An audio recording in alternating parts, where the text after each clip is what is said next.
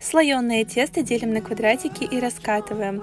Берем куриную грудку, разрезаем ее на маленькие кусочки.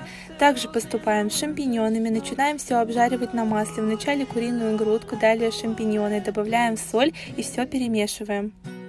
По желанию можно добавить приправу для курицы. Далее вливаем сливки, сыр, все хорошенько перемешиваем и добавляем муку. Получается вот такая консистенция, все снимаем с плиты. Одну из частей теста выкладываем в форму. Форма может быть любой. Далее идет начинка.